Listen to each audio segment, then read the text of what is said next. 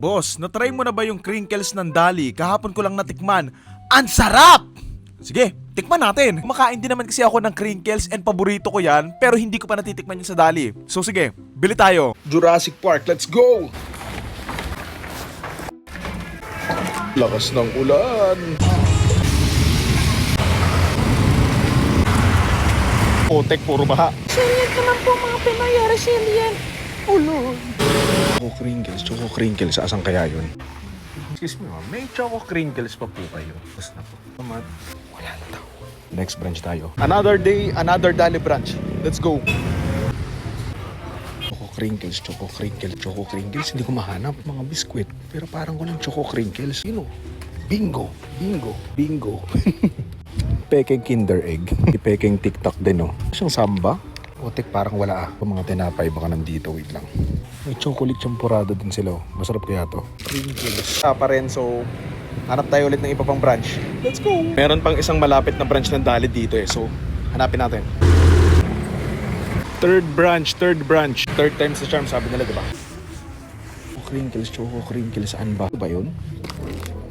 May mga tinapay. You know? Choco crinkles. Ba yung tinutukoy niya? Grandiosa. Matagal-tagal pa naman. Finally, nakabili din. Dalawa pa natitira, oh. Isa lang bibili natin, syempre. Yes! Nakabili na ako. Let's go home! Okay, nakauwi na ako. Tikman na nga natin ang Choco Crinkles ng Dali. Ako honestly, mahilig talaga ako sa Choco Crinkles. Tuwing dumadaan ako ng mga panaderya, talagang Choco Crinkles palagi binibili ko. Kahit nga sa mga grocery or pasalubong, bumibili ako yung parang naka-tupperware na bilog pa.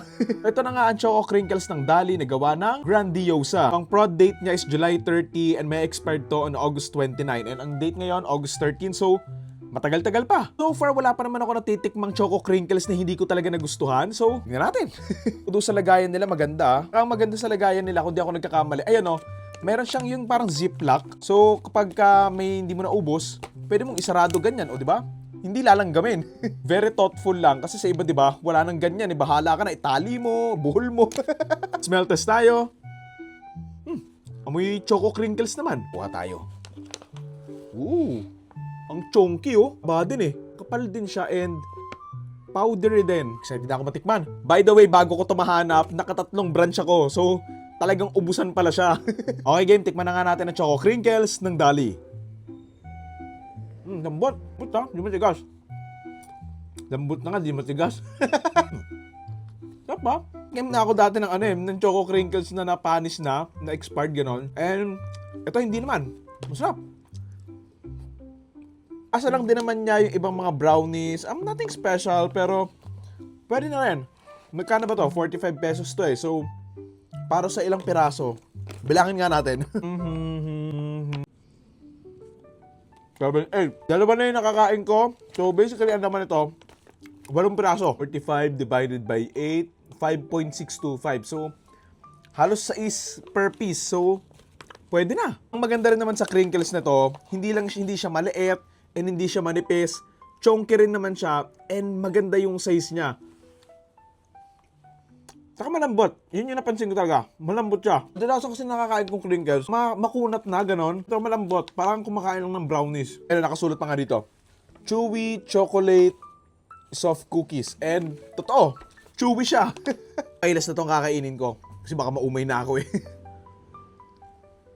Maganda pa sa niya, pwede mo siyang kainin ng isang buo. Kasi it's not big but it's not too small either. Maganda yung portion niya. Pakatulad niya, hindi ko ubusin, di ba? Di ba? Hindi makakapasok yung langgam kahit magmakaawa siya. Anyway, Choco Crinkles ng Dali, lulunok. Wala nang masabi. By the way, tanong ko lang sa mga nagbe-bake dyan, ano yung puting nasa taas nito? Ano ba yan? Gatas? Hindi naman siya lasang gatas. Ano ba yung puti sa Choco Crinkles? Let me know nga. Thank you. Ayoko na i-google. Gusto ko mag-comment kayo. Yun lang. Kung gusto nyo lang naman. Thank you.